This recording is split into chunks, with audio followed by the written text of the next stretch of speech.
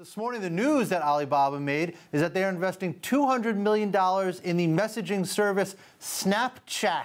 That values the startup at $15 billion. It is just the latest in a series of big market cap numbers coming out of the startup world. Is Snapchat really worth that much? What is going on over there? WSJ.D Deputy Tech Editor Brian Fitzgerald joins us for a deeper look at this piece of news.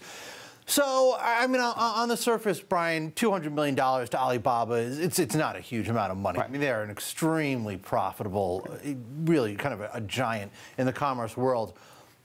But that $200 million means a lot to Snapchat, and it means a lot in this world of startups. Sure. I mean, we have grown accustomed to the fact that in the startup world, there are big numbers that are thrown around, that valuations, they don't creep up incrementally anymore. Valuations go up by 1, or in this case, 5 billion, with the next latest, with the latest fundraising. Yeah.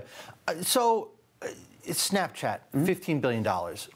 I mean, and again, I know the answer can always be like, well, they're worth whatever somebody will pay with it. But are they really? There's some truth to that, right? There is. But I mean, are they really worth $15 billion? Well, you have to start to compare Snapchat to its peers.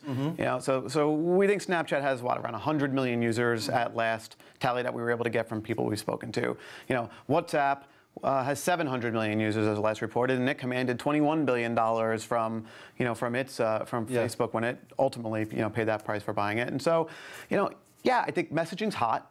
I think that Snapchat has a demographic that is young. I think it has some features that other messaging apps don't have and are trying to copy.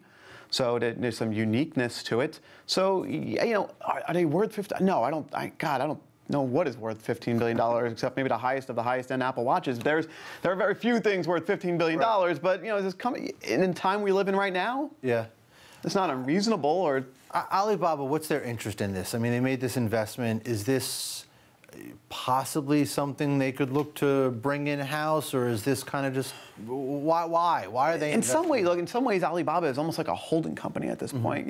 They have tentacles and they're spread. And if there is a corner of the technology market, which is a pretty big market, right? Tech is everything now. Yeah. If there's a piece of it that is hot and trending, it's going to try to get into it. I mean, Alibaba has is in the financial market.